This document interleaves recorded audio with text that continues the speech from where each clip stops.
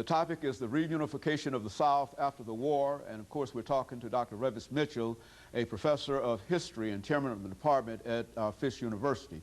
And of course, Dr. Mitchell, let's give you an opportunity during this last segment to sort of wrap up some of the things dealing with African-American voting and African-American political participation.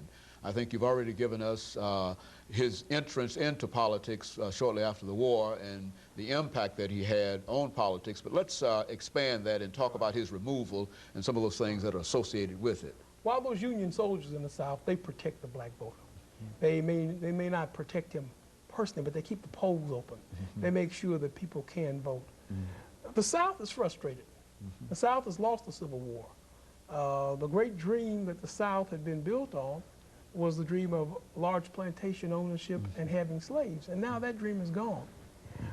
I can't appreciate, or I can't support it, but I can understand what happened. So also the South has lost white majority rule, white voter rule, not majority, but white rule.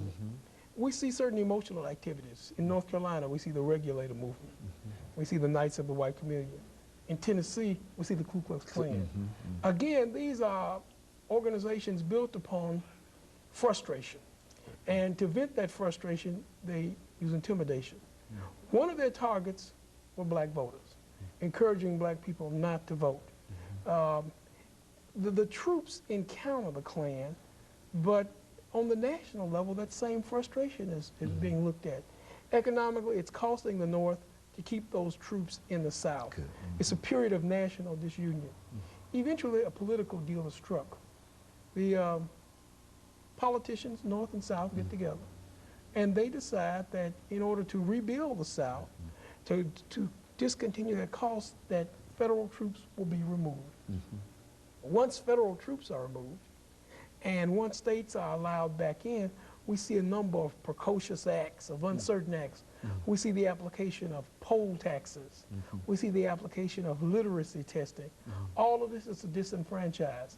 So all of the gains made by the Civil War, the voting rights gains, are lost for African Americans. Consequently, when the African American can't vote, his representatives can't vote. Well, his representatives are removed.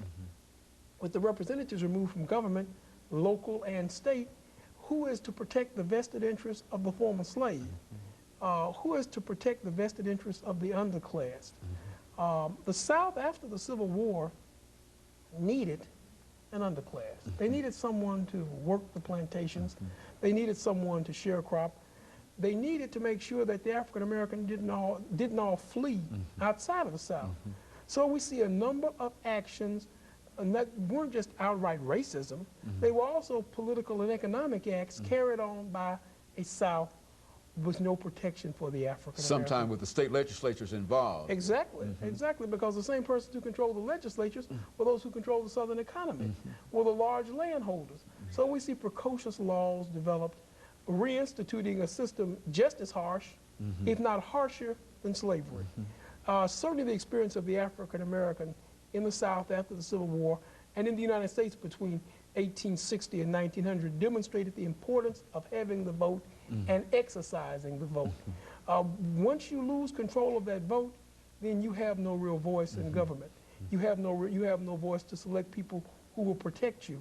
You have no voice to select people who will enhance your position in a nation. Well, and so Dr. Mitchell, essentially, are you saying that as long as Africans were able to participate in the politics of the South during that period shortly after the war up until the time that they were eliminated in 1890, that they had some influence, influence enough to, in a real sense, control legislation, at least deal with legislation. That's right. But once they were removed in 1890, and they will be removed until 1960, they no longer have any kind of influence, and segregation comes out. They become victims.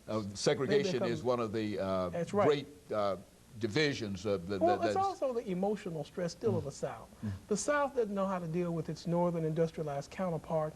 The North is becoming visibly more well-off economically than the South. And the South needs someone to scapegoat.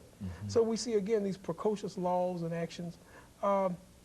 Slavery gave automatic status to a free man. Any free man was better than a slave. After slavery, we see the beginnings of institutionalized racism, not just in the South, but certainly in the South. So status is accorded based upon race. The previous advantage that had been enjoyed in freedom was now acquainted to race. So we began to see the concept of racism, the white superiority, based on nothing but race. You know.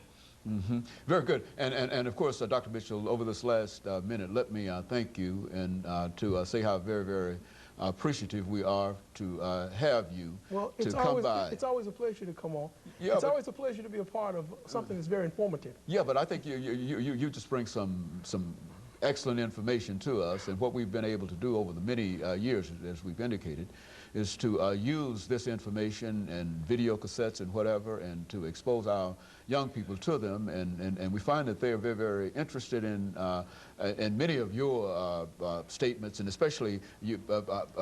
I really wouldn't want to leave without saying something about the Fisk Jubilee Singers, the story of the Fisk Jubilee Singers. Well, thank you. It's been a pleasure, and hopefully we'll do other programs and discuss other topics. Okay, very good. Because it's always a pleasure to be a part of Comments with Dr. Okay, Haney. I certainly appreciate that, and let me encourage others to then tune in next week for another informative edition of Comments. Thank you and good morning. Appreciate it.